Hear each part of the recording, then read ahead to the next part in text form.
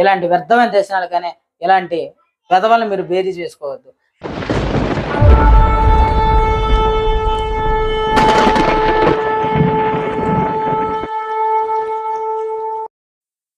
అందరికీ యేసుక్రీస్తు నామములో వందనాలు. నేడు 2024 ఎన్నికల ఫలితాల గురించి చాలా మంది హైందవేతరులు కానీ క్రైస్తవ పాస్టర్లు కానీ గెలుపు ఓటముల గురించి చెప్పుకుంటూ వచ్చారు ఈ ఎన్నికలకు ముందే. సరే, బయట ఉన్న ప్రపంచం గురించి మాకు సంబంధం లేదు, కానీ మా క్రైస్తవ సమాజంలో పాస్టర్లుగా చలామణి అవుతూ క్రైస్తవ్యం యొక్క పరువుని, యేసుక్రీస్తు యొక్క శిలువ సువార్తని మార్చేసి తీసినటువంటి కొంతమంది దుర్బోధకుల గురించి ఈరోజు మనం మాట్లాడుకుందాం. ఒక్కసారి సమయాన్ని కేటాయించి ఒకసారి ఈ వీడియోని చూడండి. రియల్లీ ప్రభు సన్నిధిలో నేనంతా నిజమే చెప్తున్నా. నేను నా కంట్రోల్లో లేను.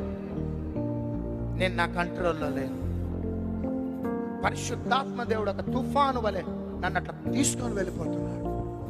రామా షక్కట తలాదియాల రెందానమా షకాల దియాన మందువాల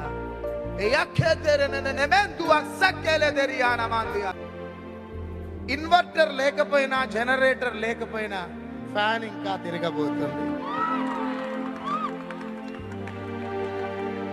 ఇన్వర్టర్ లేకపోయినా, జనరేటర్ లేకపోయినా మరలా 6 సంవత్సరాలు తిరుగుతూనే ఉంటుంది. పెట్రోల్ లేకపోయినా, డీజిల్ లేకపోయినా కారు ప్రయాణం చేస్తూనే ఉంటది. చూశారు కదా, ఇందులో మీకు కనిపిస్తున్నటువంటి వ్యక్తి పేరు బెల్లంపల్లి ప్రవీణ్ కుమార్. ఇతను పాస్టర్ గా చలామణి అవుతున్నాడు. ఇతను ప్రతి రాష్ట్రంలో సభలు పెడుతూ ఉంటాడు యేసుక్రీస్తు పేరుతో. ఇతను పెట్టే సభలకి యేసుక్రీస్తుకి ఏమాత్రం సంబంధం లేదు. ఇతను మాట్లాడే విషయం చూశారు కదా, ఫ్యాన్ ఇన్వర్టర్ లేకపోయినా, కరెంట్ లేకపోయినా తిరుగుతూ ఉంటుంది.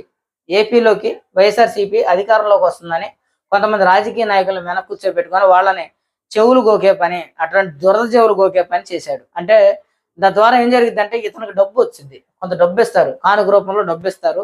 అదేవిధంగా కింద ఉన్నటువంటి సంబంధిత సభ్యులు ఉంటారు కదా, వాళ్ళందరూ ఆనందపడుతూ ఉంటారు. వీళ్ళ ఆనందం గురించి ప్రభు ఆనందాన్ని తీసేశాడు. అంత గొప్ప వేదిక, అన్ని వేల మంది జనం ముందున్నప్పుడు ఇతను చేయాల్సిన పని ఏంటంటే బైబిల్ ప్రకారంగా దేవుడి యొక్క రాజ్య విస్తరణని, దేవుడి యొక్క పాప క్షమాపణని, దేవుడి యొక్క సమాధి పునరుద్ధానాన్ని చెప్పాలి. అసలుకి ఈ వాక్యం అంతట్లో నేను 3 నిమిషాలుగా మాట్లాడాను, దీని గురించి 6 నిమిషాలే కదా చెప్పానని చెప్తూ ఉండొచ్చు. కాదు.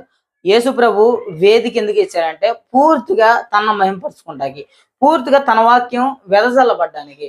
కానీ ఈరోజు ఏం చేశారంటే క్రైస్తవ్యంలోనికి, యేసు ప్రభుకు సంబంధించిన వాక్యంలోనికి రాజకీయాన్ని తీసుకొచ్చారు. ఫ్యాన్ తిరుగుతుందా? ఏది తిరగలేదు ఫ్యాను. నేను ఇప్పుడు అడుగుతున్నాను, క్రైస్తవ ప్రపంచం తరపున ఫ్యాన్ ఎందుకు తిరగట్లేదు? నువ్వు అబద్ధకుడివే కదా. తెలంగాణ గురించి చెప్పావు, తెలంగాణలో జరిగిందా? కారు నడుస్తుందా? అక్కడ ఓడిపోయారు కదా, ఇక్కడ ఓడిపోయారు కదా. ఇలాంటి అబద్ధం మాటలు చెప్పి డబ్బు సంపాదించుకుంటున్నారు. ఇదే కాదు సహోదరులారా, చాలా క్షేమాన్ని, భద్రతను దయచేస్తాను. వ్యభిచారంలో బతికేవాడికి క్షేమం ఏంటి? ఏ రోజు ఏడ్స్ వచ్చిందో తెలియదు, ఏ రోజు వాడికి పోతాడో తెలియదు. అక్రమంగా దొంగతనాలు చేసే వాళ్ళకి క్షేమం ఏంటి? ఏ రోజు పోతాడో తెలియదు నరకానికి. వీళ్ళందరికీ క్షేమం ఏంటంటే అవన్నీ విడిచిపెట్టి వ్యభిచార సంసారిగా బతకాలని చెప్పాలి. దొంగ కష్టపడి సంపాదించేవాడుగా మారాలని చెప్పాలి. అది వదిలేసి మీరు ఏ పనుల్లో దేవుడు దీవిస్తారు, నా దగ్గరికి రండి, నాకు కొంచెం డబ్బు ఇవ్వండి అని మీరు చెప్తూ వస్తున్నావే. ఇంతకు మించి అబద్ధ ప్రవక్త ఎక్కడైనా ఉన్నాడా? ఏది? ఫ్యాన్ తిరగట్లేదే, కారు నడవట్లేదే. ఇవన్నీ దొంగ మాటలు కదా. కానీ ఇలాంటి వాళ్ళనే నమ్ముతారు, ఇంకా వాళ్ళ చుట్టూ గుమ్మ కొడతారు. ఇది ఎంత దారుణమైన పరిస్థితి అంటే ఒకసారి చూడండి. యెహెజ్కేలు గ్రంథం 13వ అధ్యాయం 9వ వచనంలో ఇలా చెప్తున్నాడు ఇలాంటి వాళ్ళ గురించి. వ్యర్థమైన దర్శనములు కనుసు, నమ్మదగని సోదెగాండ్రులై ప్రవక్తలకు నేను పగవాడను. ఏంటంట? వ్యర్థమైన దర్శనములు కనుసు, నమ్మదగని ప్రవచనాలు చెప్పేటటువంటి ప్రవక్తలకి నేను పగవాడిని అని దేవుడు చెప్తున్నాడు. ఇలాంటి వాళ్ళకి దేవుడు పగవాడంట. ఓ క్రైస్తవ సమాజం నేనేం చెప్తున్నా అంటే, ఇలాంటి వెంబడించే వాళ్ళు కూడా దేవుడికి పగవాళ్లే కదా. ఇక్కడ ఏం చెప్తున్నాడు? విషయాన్ని నూరిపోస్తూ ఉన్నాడు. క్రైస్తవానికి సంబంధం లేని విషయాల్ని తీసుకొచ్చి ఇందులో చెప్తూ ఉన్నాడు. నేనేం చెప్తున్నానంటే, దేవుడికి పగవాళ్ళుగా మారారు వీళ్ళు. దేవుడు వీళ్ళ మీద పగబెట్టాడు. ఖచ్చితంగా ఒకనొక రోజు వీళ్ళకి శిక్ష విధించబడిద్ది. ఇలా శిక్ష విధించబడే వాళ్ళ దగ్గర మీరుంటే వీళ్ళని మీరు వెంబడిస్తే మీకు శిక్ష విధించబడదా? దొంగోడి పక్కన మనం నుంచుంటే మనలో దొంగోళ్ళు అంటారా?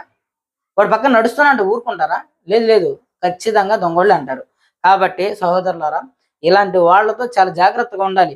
ఇదే యెహెజ్కేలు గ్రంథంలో 7వ అధ్యాయం 19వ వచనంలో ఇలా చెప్తున్నారు, తమ వెండిని వీధులలో పారవేయుదురు, తమ బంగారును నిషిద్ధమైనదని ఎంచుదురు. యెహోవా ఉగ్రత దినమందు వారు వెండియే గాని బంగారయే గాని వారిని తప్పించజాలదు. చూశారు కదా, వారు వెండి వాళ్ళతో పాటు నశించిపోతుంది. యెహోవా దినమందు వారిని ఎవ్వరు తప్పించలేరు. మొదటగా వీళ్ళు సంపాదించుకున్నటువంటి వెండే గాని బంగారే గాని వాళ్ళు వీధుల్లో పారవేస్తారు. యెహోవా ఉగ్రత దినమందు, ప్రభువు ఉగ్రత దినమందు వీళ్ళు విడిపింపజాలరు. ఆ బంగారం విడిపించలేదు, వీళ్ళు సంపాదించుకున్న అక్రమాస్తులు విడిపించలేవు. వీళ్ళని విడిపించేది ఏదీ లేదు భూమి మీద. కానీ ఇలాంటి విడిపించబడినటువంటి వాళ్ళని పట్టుకుంటే మనం విడిపించబడతామా? వాళ్ళ కట్లే వాళ్ళు తెంచుకోలేరు, మీ కట్లే ఎలా తెంచుతారు? వాళ్ళకున్నటువంటి పాపపు కోపం నుంచి వాళ్ళే పైకి రాలేరు, మిమ్మల్ని ఎలా తీసుకొస్తారు? ఫ్యాన్ తిరుగుతుందని అబద్ధ ప్రవచనం చెప్పలేదా? మన కళ్ళ ముందు జరిగింది కదా. ఇంతకు మించి ఆధారం ఏం కావాలి? వీళ్ళు దొంగలని జ్ఞాపకం చేస్తున్నాను. యెహెజ్కేలు గ్రంథం 13వ అధ్యాయం మనకి 9వ వచనంలో ఎంత భయంకరమైన స్టేట్మెంట్ ఇచ్చారు. పగవాడు అంట దేవుడు వాళ్ళకి. యెహెజ్కేలు గ్రంథం 7వ అధ్యాయం 19వ వచనంలో చెప్తున్నాడు కదా, వాళ్ళ బంగారం వాళ్ళకి ఉపయోగపడదు, వాళ్ళ వెండి వాళ్ళకి ఉపయోగపడదు, వాళ్ళకే ఉపయోగపడరు, వాళ్ళని ఎవరు రక్షించలేరు. సహోదరులారా, దయచేసి ప్రభు మాటను బట్టి మీకు చెప్తున్నాను, మీరు ఇలాంటి వాళ్ళని విడిచిపెట్టండి.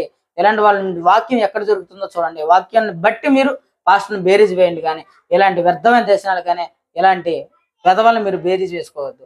యేసుక్రీస్తు నామమున మిమ్మల్ని బ్రతిలాడుకుంటున్నారు, మారు మనసు పొందండి, పశ్చాత్తాపడండి, క్షమాపణ అడగండి, దేవుడు మిమ్మల్ని క్షమిస్తాడు, మీకు వాక్యాన్ని చెప్పే స్థలానికి నడిపిస్తాడు. ఇలాంటి వ్యర్థమైన కళలు కనే వాళ్ళతో మీరు వెంబడించమాకండి. వందనాలు. మన ఛానల్ సబ్స్క్రైబ్ చేసుకోకపోతే సబ్స్క్రైబ్ చేసుకోండి. అలాగే ఆల్ బిల్ మీద టైప్ చేయండి. టైప్ చేయడం వలన అనేక మందికి చేరుద్ది ఈ వీడియో, ఆశీర్వాదకరంగా ఉంటుంది. అలాగే లైక్ చేయండి ఈ వీడియోని.